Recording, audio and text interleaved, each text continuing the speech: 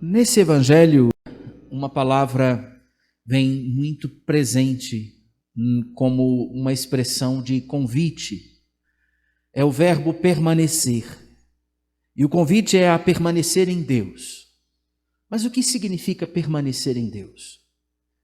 O que significa esse convite, permanecer em mim? Por que esse convite, permanecer em mim? Quando Cristo nos diz isso, permanecer em mim e eu permanecerei em vós, ele nos deixa claro uma questão na nossa história. Estar nele é o nosso lugar. Ele é o nosso ponto em todo tempo e espaço. Ele é o nosso lugar justo. Assim, se eu estou junto de Deus, se eu estou próximo de Deus, eu posso estar aqui, posso estar em qualquer ponto da face da terra, que eu sempre estarei no meu lugar. Posso estar num hospital, me recuperando, que eu sempre estarei no meu lugar. E em qualquer lugar onde eu estiver, vivo a minha missão de amar. Amar é próprio de quem está em Deus. Permanecer em Deus é estar no seu lugar.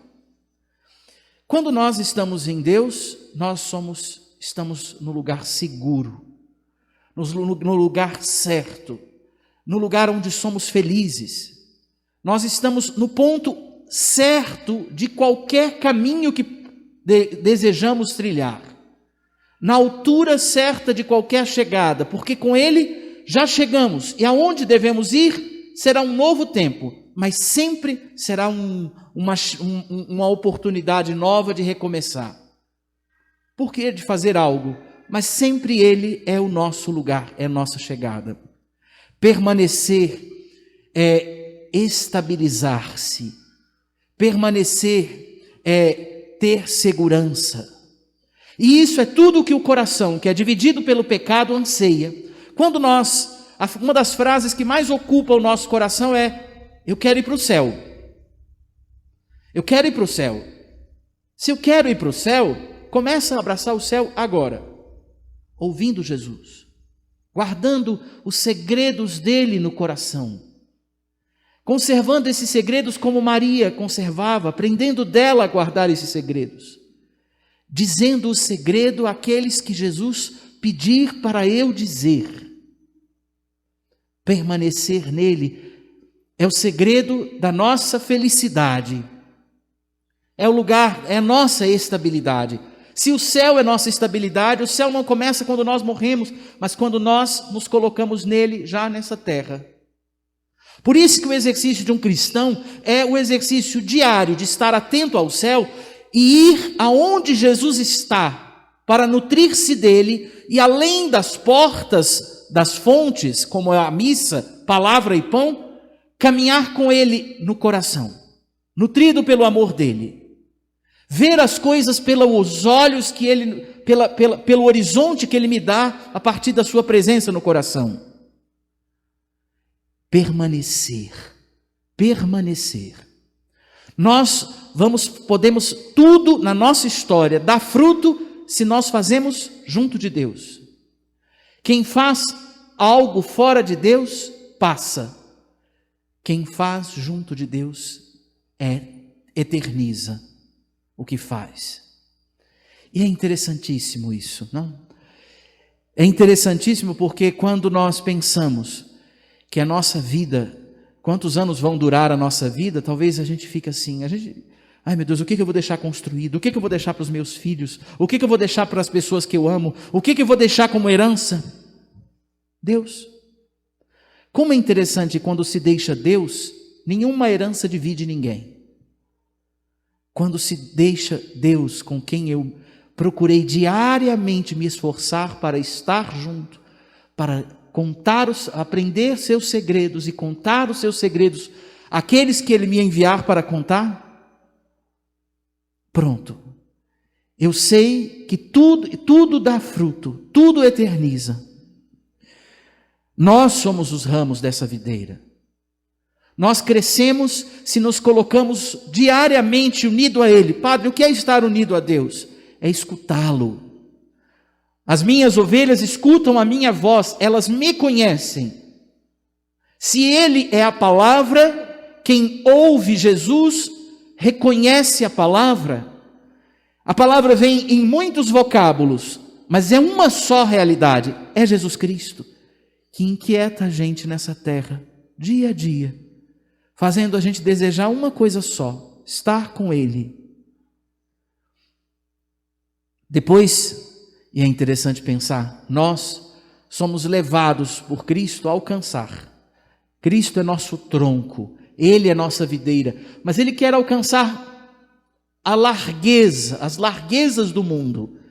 E eu sou o ramo que, nutrido por Ele, vou ao mundo levar o fruto que nasce da nossa relação. Qual é o fruto que nasce da relação com Deus?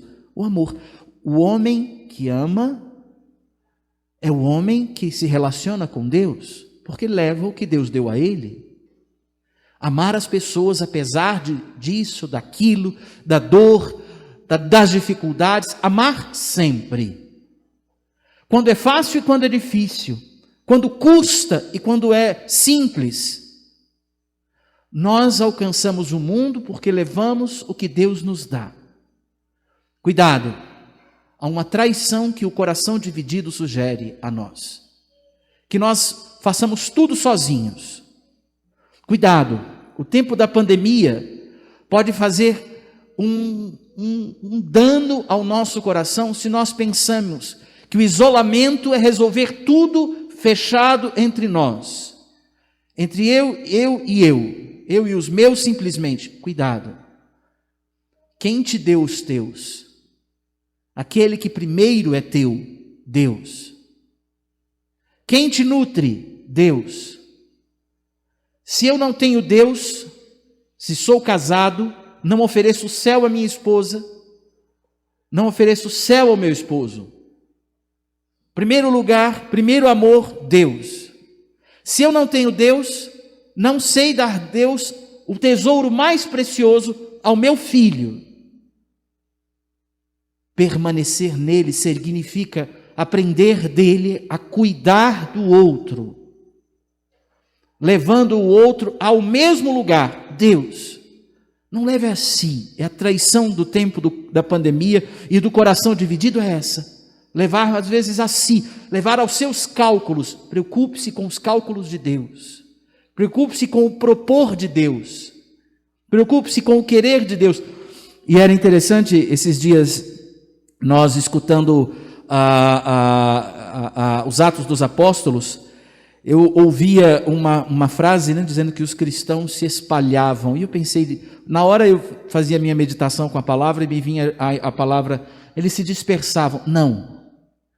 Os cristãos jamais se dispersam de Deus, mas se espalham pelo mundo unidos no mesmo Deus. E esse é o mistério. Sem vir à missa, ninguém ouse dizer Jesus Cristo. Um menino uma vez disse para mim, eu quero ser escritor. Ele tinha 9 para 10 anos. Eu vou escrever um livro. Aí um dia eu liguei para ele, como é que está seu livro? Faltava uma hora para ir à missa. Tá indo, estou escrevendo isso, hoje eu escrevi aquilo. Aí eu falei assim, então a gente se encontra na missa? Ele falou, não, estou com preguiça de ir. Aí eu disse para ele, nunca vou comprar teu livro.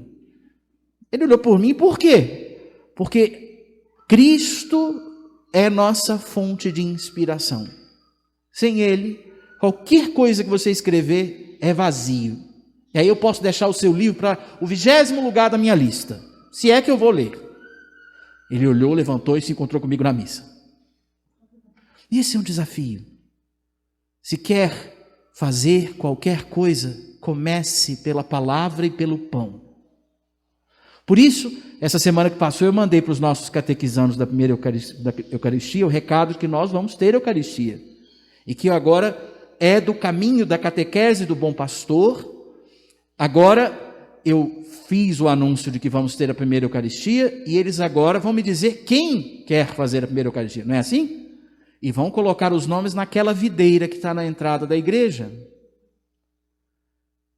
E é interessante, né? Vamos fazer agora o caminho do encontro com Jesus na Eucaristia, porque na palavra Ele já encontra vocês. Eu quero terminar sugerindo um exercício de santidade a partir da palavra de hoje. Nisto meu Pai é glorificado, que deis muito fruto e vos torneis meus discípulos. Sabe, o mundo espera o amor que você recebeu aqui. O mundo espera o fruto de Deus em mim. Se hoje o mundo não é mais santo, talvez seja porque eu não tenha falado do amor de Deus que eu colhi aqui, não tenha falado do meu amigo Jesus Cristo, não tenha dito o quanto é importante a oração, o quanto é importante comungar. E Deus talvez espere ainda por um missionário. Se os missionários são os padres, não, sou eu, ramo, é você, ramo, vinculado a Ele, permanente nele. Nessa semana, ligue para alguém, fale do amor de Deus, cuide da pessoa, porque talvez o tempo de ajudar a pessoa a ir ao céu seja esse tempo presente, e amanhã não mais. Eu termino com um testemunho que de ontem para hoje a gente viveu junto, não?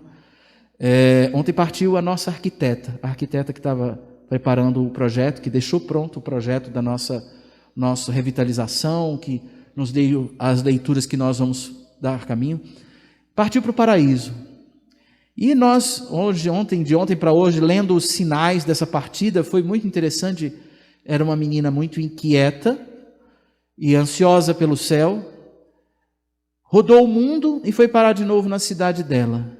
E um acidente de carro, um atropelamento, levou ela, na hora que ela estava rezando o terço, às 18 horas, no dia de São José. Quando eu pensei isso, a gente falou, mas são sinais muito, muito nítidos de alguma coisa muito bonita, né? Eu agora me lembrava no início da missa de João Paulo II, que dizia que a família é uma arquitetura divina e humana. Realmente a Paróquia Divino Espírito Santo, ela não vai recomeçar a sua vista simplesmente com alguém cuidando dos papéis aqui, mas com alguém desenhando as coisas lá. Então, que hoje, nesses dias, ontem lembrando disso, eu procurava as coisas que eu tinha me preocupado em dizer a ela há um tempo, né? Inclusive uma poesia pelo dia do aniversário, que era um jeito de selecionar palavras para dizer algo especial a alguém, e pus lá. Que bom, eu me senti feliz por ter dito. Nessa semana, diga tudo o que precisar dizer para alguém entender o céu, para que o céu seja compreendido pelo outro, por meio do cuidado que você tiver, e o outro queira estar em Deus, porque você diga e mostre o quanto é bom. Que do céu hoje, nossa Marlice nos ajude a pensar a arquitetura divina ainda, que vai fazer nascer toda a arquitetura humana que essa paróquia vai experimentar como expressão de beleza na face da nossa Brasília. Amém.